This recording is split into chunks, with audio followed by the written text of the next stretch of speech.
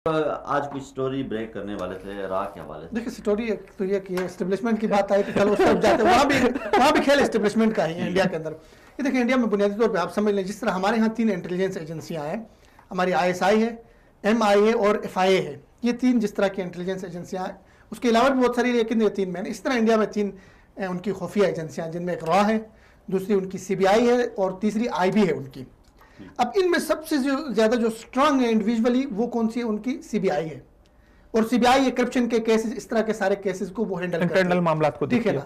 तो इनके आपस में जो इनकी CBI है और उनकी जो रॉ है, रॉ बाहर के जो ऑपरेशनल वो काम करती है वो करती है, इनमें टकराव की एक कैफियत पैदा हो गई। वो टकराव की कैफियत शुरू होती है 21 अक्टूबर को।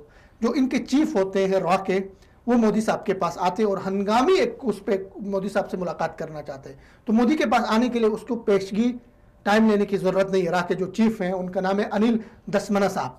वो पाकिस्तान में ऐसे होता है जी हाँ, तो आए वो हाँपते हुए कांपते हुए उनके पास बैठे, नरेंद्र मोदी के पास, और उनको कहा कि जी गजब हो गया, काम खराब हो गया। तो क्या हो गया? उन्होंने कहा कि जो हमारे दुबई में नेटवर्क था रॉ का, वो सारा फट गया, वो सारा इंकिशाफ हो गया, वो तश्तज़माम हो गया। तो मोदी साहब ने पूछा किसने किया? ISI ने किया? कहा नहीं, ISI ने नहीं किया, CBI ने किया, उनकी अपनी इंटेलिजेंस एजेंसी ने। कहा जी CBI चीफ को बुलाओ फौरन।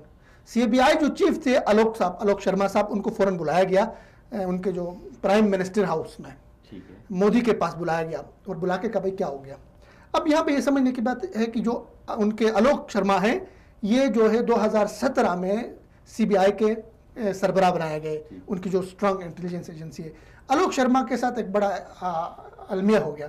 आलोक शर्मा ये था, ये लिबरल आदमी था, ये CBI का चीफ बना 2000। इसकी प्रोग्रेस बहुत अच्छी थी। ये हकीकी मानों में सेकुलर हिंदुस्तानी था, जो वहाँ की इंटेलिजेंस एजेंसी के अंदर जो हिंदुइज्म है उसको नहीं मानते थे। ये 2017 तक ये पुलिस के चीफ थे। उसके बाद 2017 में लाके इनको CBI का हेड बना दिया गया। तो जब इसको CBI का हेड बना दिया गया तो इसको लोगों ने मुतालबा किया कि जो फ्रांस से जो तैयारे खरीदे मोदी साहब ने, उसमें जो करप्शन हुई उसकी इन्वेस्टिगेशन करें। तो ये आदमी इतना तेज था, इन्होंने इन्वेस्टिगेशन की, क्योंकि वो तैयारे खरीदने के जो दिया था, किन को दिए थे? अनिल अंबानी को दिए थे, उनके रिलायंस वो थी डिफेंस लिमिटेड, उसको दिए थे। तो इसने तहकीक करने के बाद मोदी की करप्शन पकड़ ली। तो मोदी ने क्या कर दिया, इसको कंट्रोल करने के लिए आलोक को, उनके जो राकेश नाम का एक वो डायरेक्टर को इंजेक्ट किया CBI के अंदर, इसके नीचे रखा। अब राकेश को ये मिशन दिया गया था कि भाई आपने किसी तरह आलोक को जो है काबू करना है। तो वो काफ़ी प्लानिंग करते रहा, उसके जहन में कुछ नहीं आया। उन्होंने लगा दिया आलोक के ऊपर, क्या लगा दिया कि 2 करोड़ की इन्होंने करप्शन की आलोक शर्मा ने। तो आलोक शर्मा इतना काबिल आदमी था, उसने कोई 1 महीने के अंदर उन्होंने इसको उल्टा जो है राकेश की करप्शन पकड़ ली 2 करोड़ की, और दुबई से उसकी ट्रांजैक्शन हो गई है जी। तो ये जहाज़ पकड़ के दुबई पहुंच गए। कौन?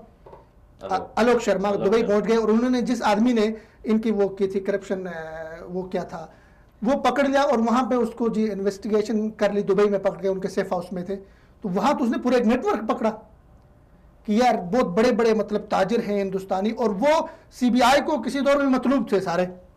वो सारे बड़े बड़े अंडरवर्ल्ड के लोग, सारे बड़े बड़े ताजिर बन के बैठे। अब वो क्या करते हैं, दुबई के जो शेखों के साथ मीटिंग्स करते हैं। मीटिंग्स करने के बाद उनको हिंदुस्तान में तिजारत करने के लिए, इन कामों के लिए वो क्या करते हैं, वो करते हैं। अच्छा, उसके बाद पाकिस्तान के खिलाफ प्रोपेगेंडा कर। आप एक बात याद रखें, दुबई की टोटल आबादी कितनी है?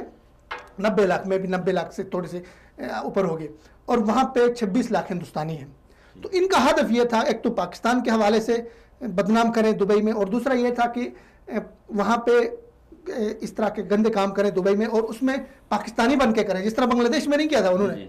इस शेर के बच्चे ने क्या किया, आलोक ने, वो सारे 8-10 लोग जो उनका था ग्रुप ताजरों का बन के, उनको पकड़ के लाके जेल डाल दिया। यहाँ पे बम्बई लेकर आ गया खुसूसी जहाज में, इसके बहुत पावर था, उनको जेल में डाल दिया। अब जी वहाँ पे राह को पता चला यार हमारे जो ताजरों के बेस में हमारा पूरे नेटवर्क को इसने पकड़ के लेकर आके जेलों में डाला। और उधर दुबई पुलिस ने क्या कर दिया, दुबई पुलिस में हाई केस बन गया, हाई प्रोफाइल केस।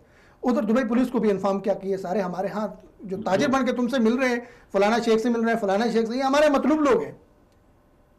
तो दुबई में जो हिंदुस्तान की जो वो थी वो बहुत खराब हो गई। तो अब इसको बुला के इन्होंने क्या कर दिया जी, आलोक को कहा कि भाई आप जाके उसके क्या कहते हैं अजित डोवाल, वहाँ पे अजित डोवाल को उसके सामने मुलाकात करें आप उससे। तो ये अजित डोवाल के पास गया, तो अजित डोवाल ने कहा तुम इस्तीफा पेश करो मुझे। उन्होंने कहा इस्तीफा मेरा पाऊँ आपको पेश करते हैं, माई फुट नहीं देता हूँ इस्तीफा, जो करना करा। तो ये एक बहुत बड़ा केस बन गया। फिर अब इन्होंने आलोक शर्मा को ज़बरदस्ती रिटायर किया।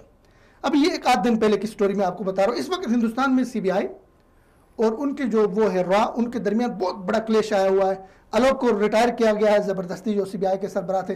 रॉ का नेटवर्क दुबई में पकड़ा गया और मेरी इंफॉर्मेशन के मुताबिक दुबई इस मसले को हाई उस पर उठानी चाह रही है, बड़े सतह पे इस इशू को, कि आपके जासूस या आपके अंडरवर्ल्ड के लोग यहाँ पे हमारे क्या कर रहे थे। तो ये एक बहुत बड़ी स्टोरी है जो मैंने देखा इन दिनों में दुबई का जो झुकाव है पाकिस्तान से बहुत ज़्यादा हो रहा है। ठीक है, वो पकड़ गए यानी तो ठीक है, इसके पीछे ये स्टोरी